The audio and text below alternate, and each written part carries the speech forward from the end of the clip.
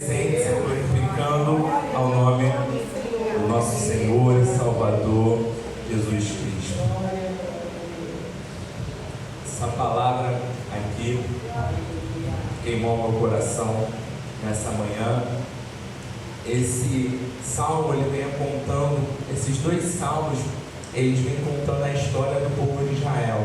O livro de Salmos, eles são nada mais, nada menos do que cânticos que o povo de Israel cantavam em alguns processos que eles passavam.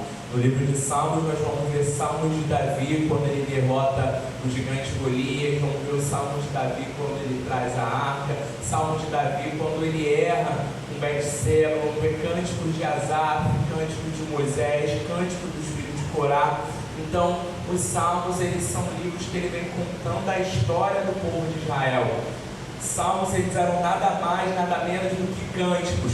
Quando eles estavam sendo perseguidos, eles cantavam. Quando eles estavam alegres, eles também cantavam. Quando estavam sendo apertados, eles cantavam. Quando eles estavam tudo bem, eles cantavam. Porque eles entendiam que nada poderia fazer parar a adoração deles. Seja apertado, seja sofrendo, eles entendem que tudo é motivo para adorar o Senhor. Muitas das vezes o nosso coração, ele tem por comodismo, ele só se alegrar numa festa, só no momento.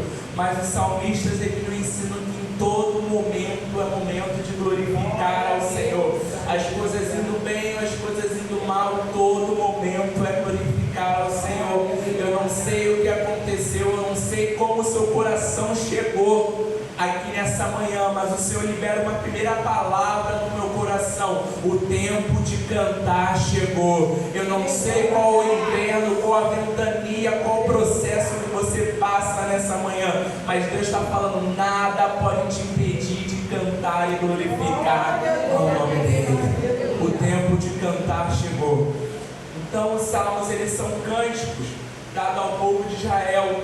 E talvez, para sua surpresa, nós lemos dois salmos, e querendo ou não, esses salmos, eles estão interligados nas suas histórias. Nós sabemos bem que o povo de Israel é uma nação que foi escolhida dentre todas as nações para ser a nação escolhida pelo Senhor. O Senhor de Israel, como uma menina dos seus olhos, dentre todas as nações que estavam por ali, Deus escolheu a nação de Israel. Tanto que Deus faz uma promessa a Abraão lá atrás, capítulo de Gênesis, capítulo 12, falando: Abraão, sai da tua terra e da tua parentela, eu vou abençoar você, e através de você todas as nações da terra também serão abençoadas. Abraão, ele agarra essa promessa, ele não fica estabilizado em um lugar, porque quem quer ver promessa se cumprir tem que se mover, não dá para ficar parado no mesmo lugar.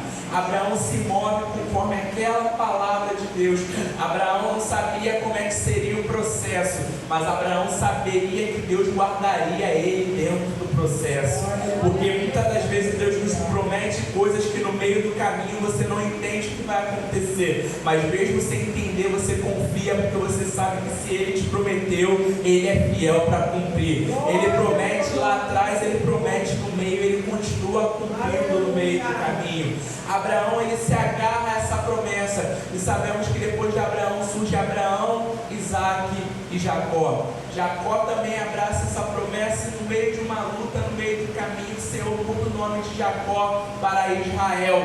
Então surge uma nova nação chamada a nação de Israel. Me chama muita atenção porque Deus fez uma promessa para essa nação, porém essa grande nação, ela vai passar por dois grandes cativeiros: o cativeiro egípcio e o cativeiro babilônico. E a pergunta é: Luan, qual foi o pior cativeiro? O cativeiro egípcio, o povo de Israel, ele fica preso durante 400 anos dentro do Egito, tomando chicotada, tomando trabalho escravo, trabalho pesado, o inimigo tentando cansá-los porque eles estavam crescendo. Só que o cativeiro babilônico é um cativeiro que dura 70 anos. Só que eles estavam presos, não tinha trabalho forçado, mas eles estavam totalmente fora da nação a qual eles nasceram. Estavam totalmente fora, em pouca quantidade, numa nação a qual eles não imaginariam estar. Nos chama a atenção que talvez para nós O cativeiro egípcio poderia ser pior pelo tempo de duração, mas o cativeiro egípcio primeiro tentava cansar por fora, enquanto o cativeiro babilônico é aquele que acaba por dentro. O cativeiro egípcio é aquele que bate na nossa pele e que nos faz cansar. Só que o cativeiro babilônico é aquele que mexe com a nossa mente e o nosso coração. O inimigo das nossas almas, muitas das vezes, ele não vai trabalhar somente em querer te cansar, porque aquele que está cansado para e descansa. Agora, se ele tocar no teu coração e na tua mente quiser te desanimar, você pode parar no meio da caminhada. Muitas das vezes o cativeiro pode até ser menor, mas dependendo do modo que for, pode te fazer parar. Só que Deus libera uma palavra para mim, para você: cativeiro nenhum que se levanta sobre a minha e a sua vida vai te fazer parar. O inimigo pode tentar te cansar, pode lançar setas no seu coração, setas na sua mente, mas nós continuaremos de pé, porque o Senhor, guarda de Israel, é o nosso refúgio.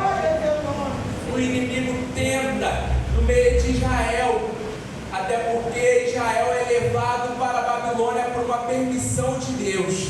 Deus escolhe aquela nação, só que aquela nação ela se desvia dos olhos do Senhor. Israel ele começa a contemplar mais as coisas que a terra dá do que aquilo que o céu prometeu. Israel ele começa mais a se movimentar e se misturar com os povos que estavam por perto do que aquilo a qual Deus havia lhe prometido.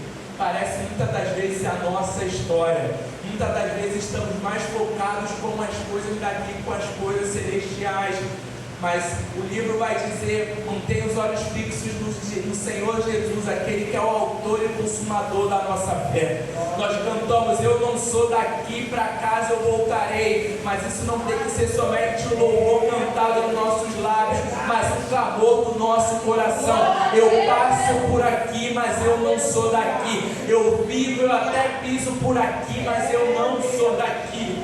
Eu preciso do dinheiro para viver aqui, mas o dinheiro não me tem. Eu preciso de uma casa, mas eu sei que quando o Senhor me chamar, a minha casa não será mais a casa terrena, mas eu vou morar na casa celestial.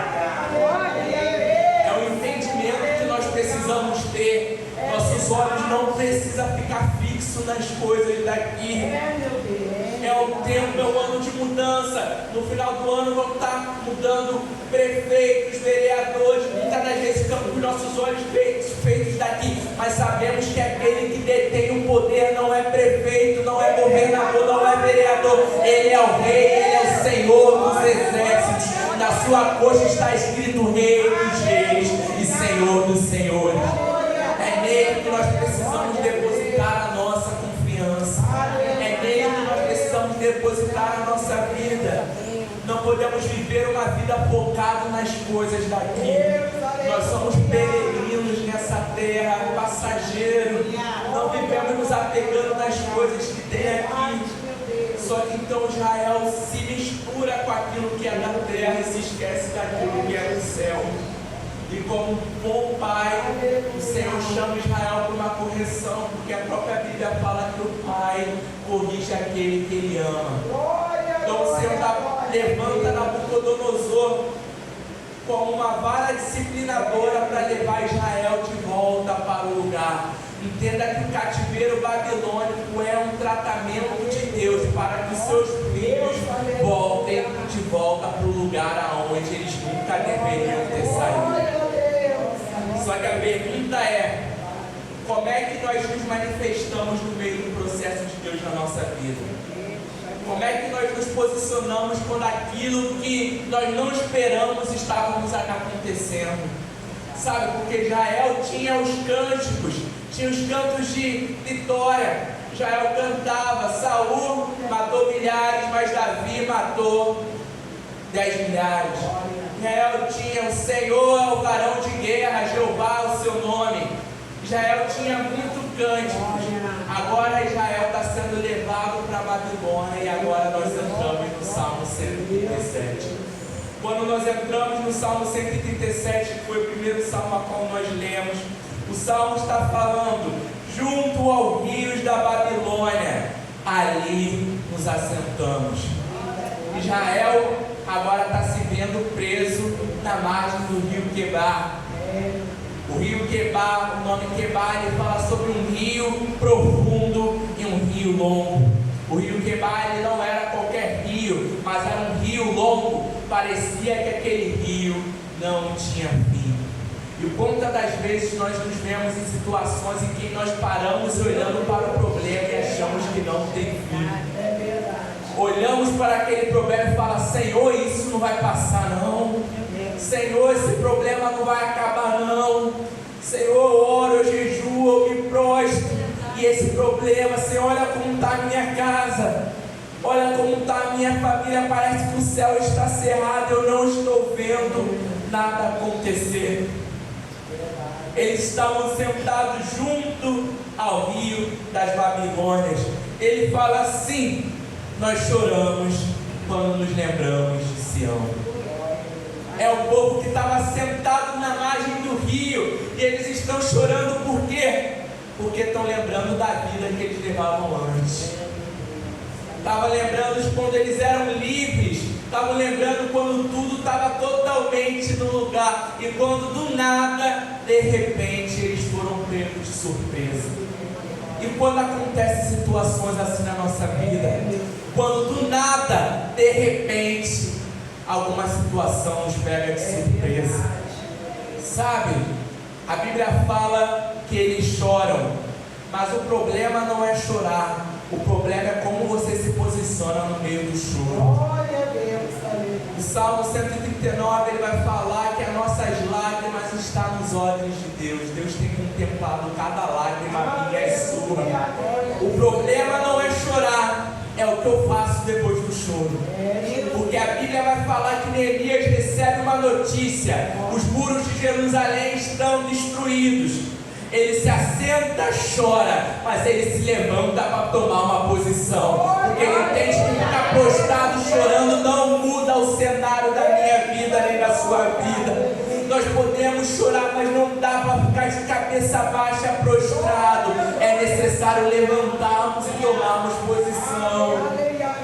Eu sei que dói, eu sei que aperta, eu sei que aflige, e às vezes nós não aguentamos e até choramos, mas é necessário nos levantarmos e começarmos a agir. Só que infelizmente esse salmo aqui não é um salmo que tem uma história totalmente bonitinha. A Bíblia fala que eles pegam então, versículo 2, as suas harpas e penduram no salgueiro. Esse salgueiro é chamado de um salgueiro chorão. Era uma planta, era uma árvore que ela tem galhos e plantações que parecem para baixo, e parecem tristeza. E o que esses homens estão fazendo? Estão pegando a harpa, que é o seu instrumento de adoração, e está falando: eu não vou adorar mais porque nada está acontecendo da maneira que eu quero. A harpa, aquele instrumento que Davi pegou para expulsar o espírito maligno de Saul, o instrumento que os levitas, que Asaf usava para adoração. Agora aqueles homens estão pegando a harpa e pendurando, falando: Senhor, nada está acontecendo da maneira que eu quero, nada está acontecendo da maneira que eu esperava, eu vou parar de adorar. O Senhor clama forte com a palavra no meu coração: não deixe que nenhuma situação te impeça de adorar. Às vezes você vai olhar para a promessa e vai olhar para a situação. Você vai olhar para a promessa e vai olhar para a situação. Você tem tudo para murmurar, mas que a nossa resposta venha a ser adorar. O caso deles era a harpa, era um instrumento de adoração, mas aquilo significava um abandono ministerial. É alguém que as coisas não saíram da maneira que esperava. Ele está falando: agora eu estou entregando a minha carteirinha, não dá mais para mim, não dá mais para mim continuar. E o Senhor está perguntando a alguns nessa manhã aqui: parou por quê? Quem mandou você parar? Porque você profetizava e agora parou de profetizar? Porque você pregava e parou de pregar? Porque você orava e parou de orar? Situação nenhuma que se levanta pode ser motivo para te fazer parar. Sabe, porque Israel é o Israel de Deus. E por mais que a situação não esteja como eu e você esperamos, Deus tem o controle para poder fazer tudo novo de novo. Só que, como se não fosse o bastante, versículo 3 vai nos dizer: pois aqueles que nos levavam cativos requeriam de nós uma canção. O que está acontecendo aqui? Os soldados da Babilônia, que levavam o povo de Israel para a Babilônia, agora está pedindo ao que aos israelitas? Cantem agora o hino que vocês cantavam lá em Sião. O que está acontecendo aqui? Uma provocação do inimigo ao coração e à mente daqueles homens. Não era fácil cantar lá quando estava solto, tudo dando certo? Quero ver você cantar e adorar na prova agora. Não é fácil adorar quando tudo está dando certo? Quero ver você se levantar para buscar na consagração quando tudo está dando errado. Muitas das vezes o inimigo das nossas almas faz a mesma coisa com o nosso coração. Não era fácil cantar com o bolso cheio? Glorifica agora com o bolso vazio. Não era fácil cantar com porta aberta? Adora agora com porta fechada. Não era fácil cantar quando a família estava lá no casamento toda reunida na festa de aniversário? Era fácil. Glorifica agora que está com disse-me-disse, problema na família, problema no casamento. É a pergunta do Senhor para o meu coração: só busca quando está alegre?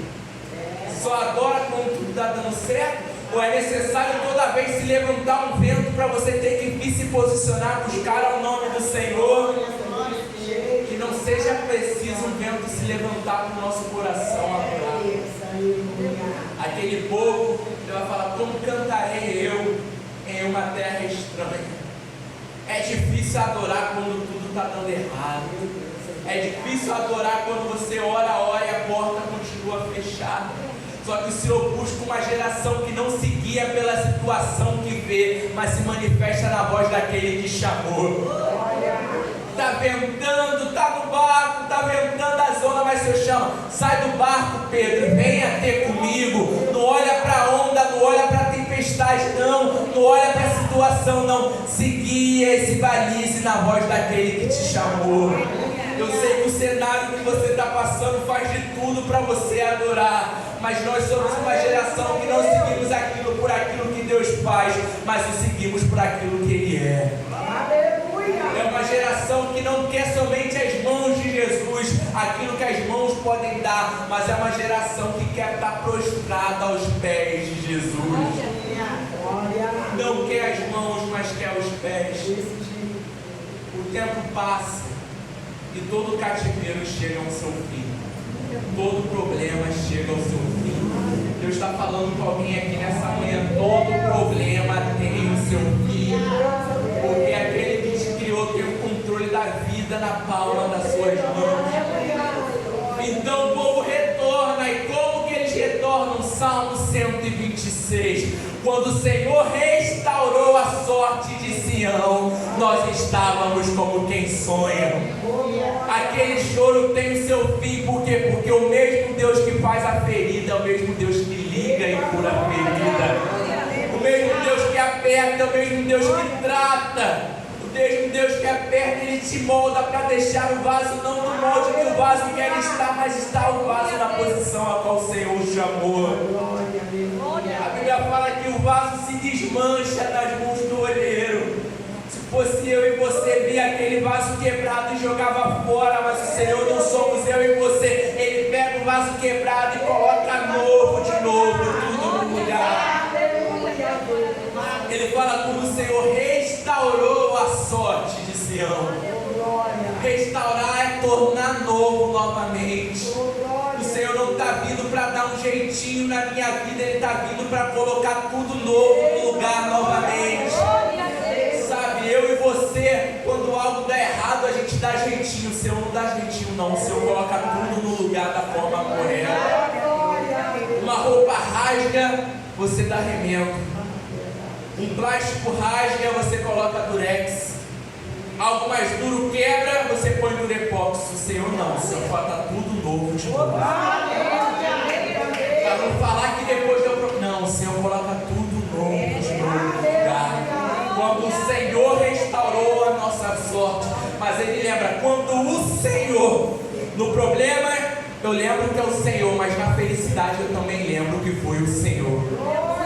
Sabe, Salmo 30, Ezequiel capítulo 37, o Senhor pega Ezequiel e bota Ezequiel no vale de ossos secos. Agora no Ezequiel 40, o Senhor pega Ezequiel em espírito e bota Ezequiel num alto e sublime monte, para provar que o mesmo Deus que está na montanha é o mesmo Deus que está no vale. E para você lembrar quando passar pelo vale, que o mesmo Deus que está no vale é o mesmo Deus que está no monte. E salmista da Bíblia fala: ainda eu não vou passar, ainda que eu ande pelo vale da sombra da morte, não temerei mal algum, porque a sua vara e o seu cajado me consolam. Eu sei que aquele que está comigo quando eu estou por cima é aquele que vai estar comigo quando eu estiver por baixo. E ainda se eu passe numa situação de perigo, eu sei que o guarda de Israel, ele não dorme, não tosqueneja, ele está olhando comigo com os olhos como chama de fogo ao meu favor. Quando o Senhor restaurou a sorte de Israel, a sorte de Sião, estávamos como aqueles que sonham. Quando o Senhor mudar a direção e o cativeiro da sua vida, não vai ser mais choro, mas você vai achar que vai estar sonhando. Senhor, está acontecendo isso mesmo? Parece que eu estou sonhando, Senhor. Não, é o Senhor que quando bota tudo no novo, Ele faz muito mais daquilo que nós imaginamos. Isaías 55, 7 e 8: assim como os céus são maiores do que a terra, assim os caminhos do Senhor são maiores do que os nossos caminhos, e os pensamentos do Senhor são maiores do que os nossos pensamentos. O Senhor, quando fazer, vai fazer infinitamente mais daquilo que você pensa. É você falando: Deus, cura alguém da minha família. Aí Jesus vai curar e vai libertar, porque o Senhor faz muito mais aquilo que eu e você pedimos. O Senhor abre uma porta, só quer um salário mínimo. O Senhor vai e abre um trabalho com mais de 2 salários mínimos, porque Ele faz muito mais do que aquilo que você imaginando.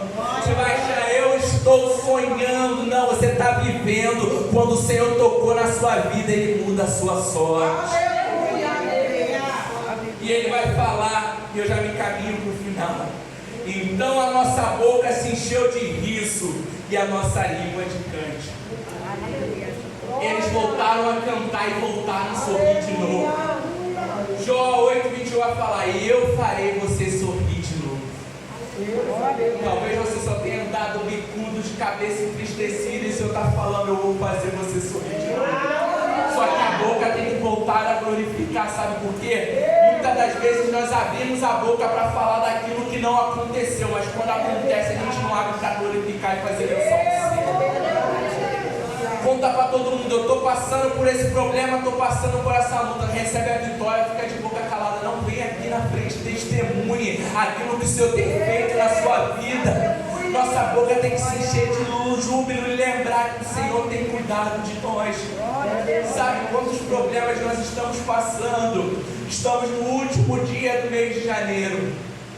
Olha para o ano de 2023 todo. Quantas vezes você achou que não ia aguentar e você aguentou?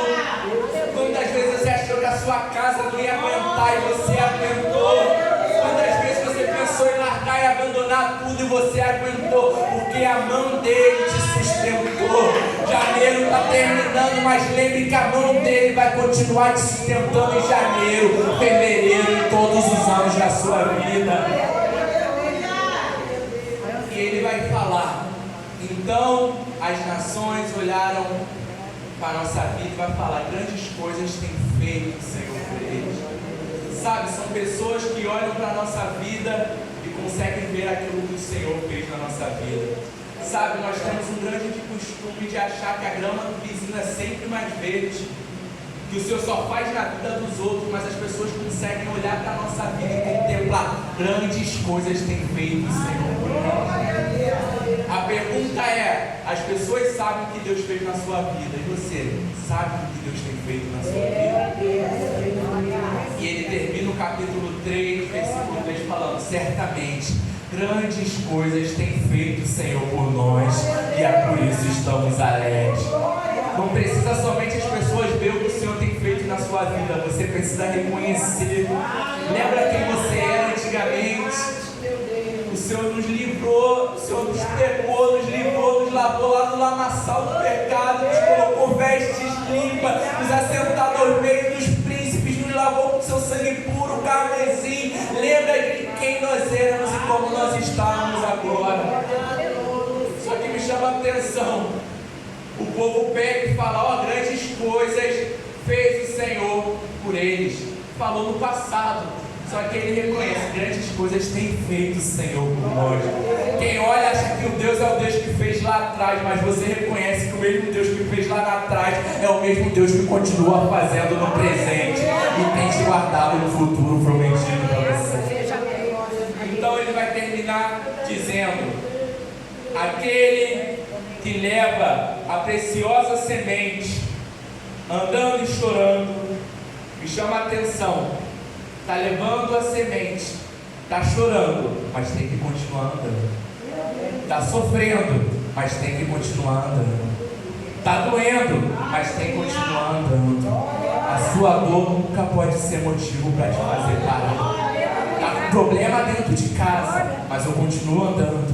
Está com problema no casamento, mas continua andando, porque eu sei que aquele que leva a preciosa semente, andando e chorando, voltará colhendo seus feixes com alegria. O início pode ser andando com choro, mas a volta vai ser sorrindo, colhendo com alegria. Eu posso estar caminhando e estar doendo com choro, mas a volta será voltando com alegria.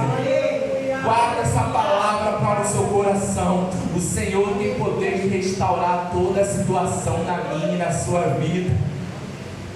O problema não é chorar, mas o problema é como você se posiciona no meio do choro.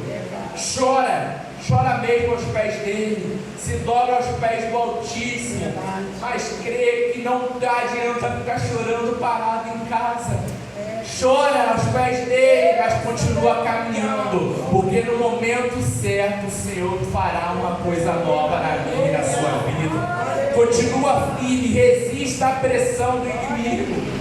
Canta na dor, conta na luta, porque no momento certo Ele fará você sorrir, sonhar de novo. Eu não sei se alguém chegou aqui achando: eu estou velho demais, eu já passei dos 50, eu já passei dos 60, eu não posso sonhar mais. O Senhor está falando: volte a sonhar, volte a planejar de novo, porque uma palavra minha eu faço acontecer. Volta a confiar nos braços fortes do Senhor. Assim eu agradeço a minha oportunidade, as palmas louvam e exaltam o nome do Senhor.